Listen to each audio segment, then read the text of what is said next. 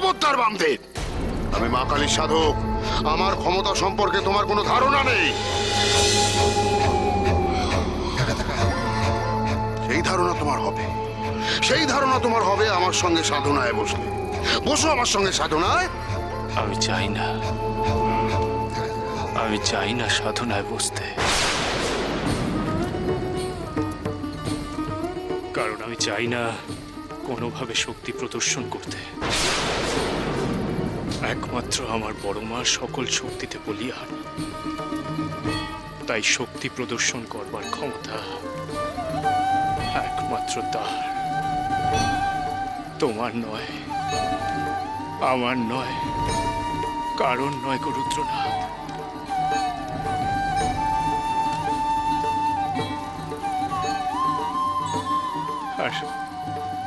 আর আমি এই তারাপীঠে কেন এসেছিলাম জানো?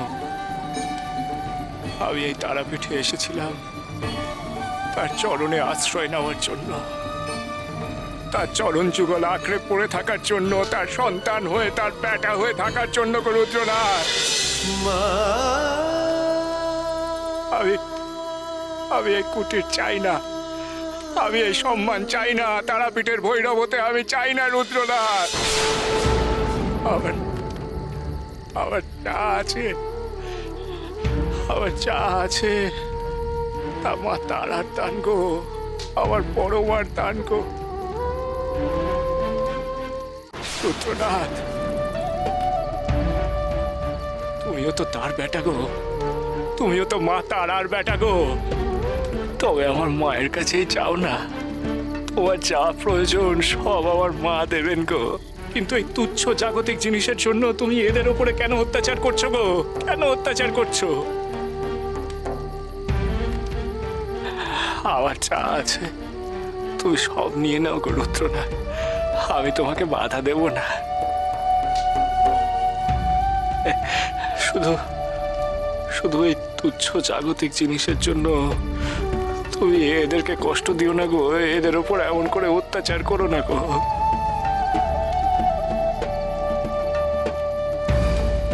তুমি কারোকে কষ্ট দিও না গো রুদ্রনাথ, সবার মঙ্গল করো গো, ভালো করো গো সবার। মামা তুই এটা কি বলছিস? অন্নদা দিদি, আবো গো, শোনো শোনো গো রুদ্রনাথ, বিনিময়ে তুমি দয়া করো গো। আবার বড় কুমারকে তুমি দয়া করে সুস্থ করে দাও গো রুদ্রনাথ। এত সহজে তা হওয়ার নয় বামদেব।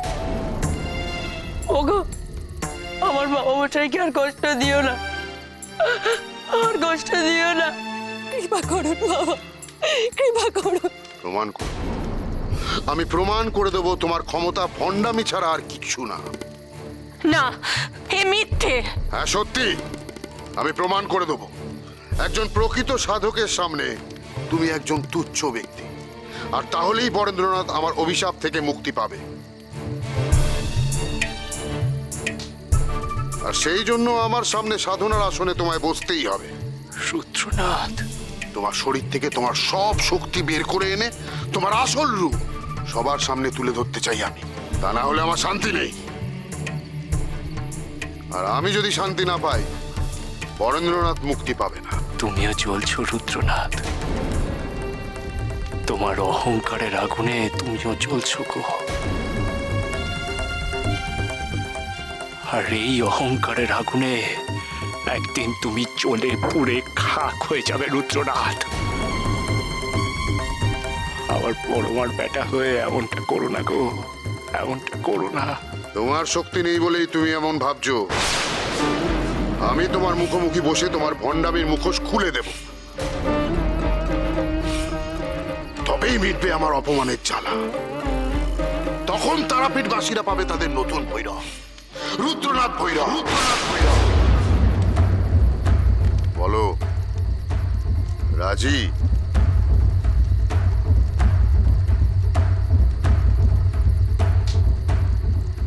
কি বলবো আমি, কি বলবো আমি গো বড় মা? এ তোমার কেমন বেটা গো? সে যে তোমার চেয়ে নিজেকে বড় ভাবে, তার অহংকারে যে সে নিজে একদিন জ্বলে পুড়ে খাক হয়ে যাবে গো।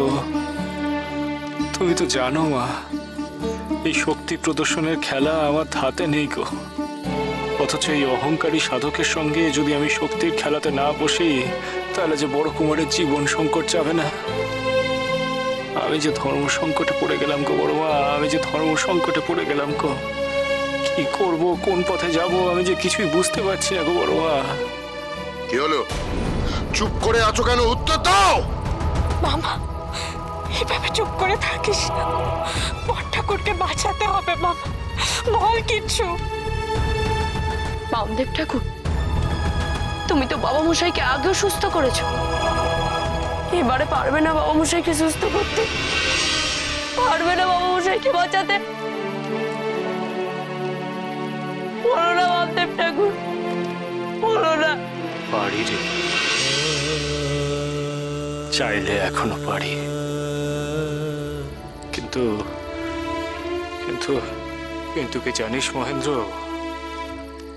আমি যদি তাই করি তবে তার মনে প্রতিহিংসার আগুন আরো জ্বলে উঠবে, তার প্রতিশোধ স্পৃহা আরো বৃদ্ধি পাবে, আর তার ফল হবে ভয়ঙ্কর রে মহেন্দ্র, তার ফল হবে ভয়ঙ্কর।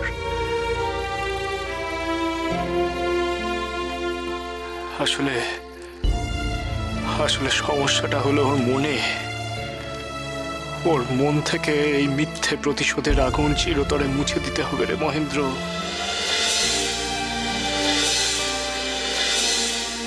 যতই হোক, আমার বড় মার আশীর্বাদে উনিও এক মহান সিদ্ধ পুরুষ। মামা, অন্নদা দিদি, আমার বড় মা চায় না গো, এই ক্ষমতা প্রদর্শনী আমার বড় মা যে চায় না। সূত্রনাথ,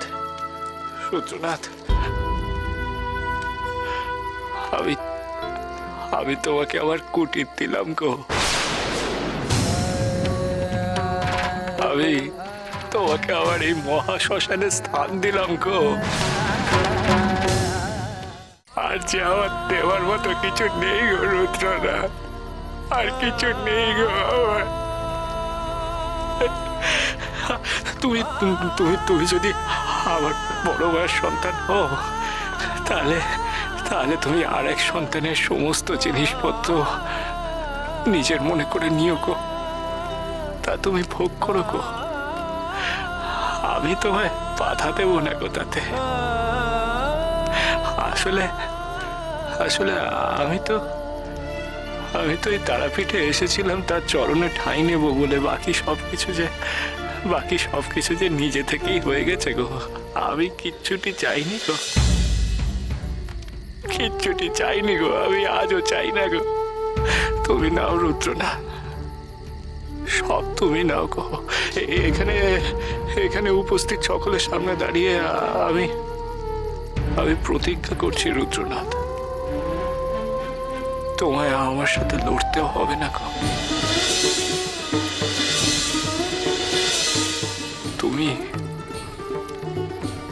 তুমি যদি যোগ্য ব্যক্তি হও, তাহলে তুমি হবে তারাপীঠের ভৈরব, আমি নই। এসব মন ভোলানো কথা দিয়ে তুমি তোমার ভক্তদের ভুলিও বামদেব, আমাকে নয়। ভিক্ষা চাই না আমি কারো। তৈরি থাকবো কাল আমি, তোমার জন্য অপেক্ষায় থাকবো এই মহাশ্মশানের এই স্থানে। আর যদি না আসো, যা করার আমি করব।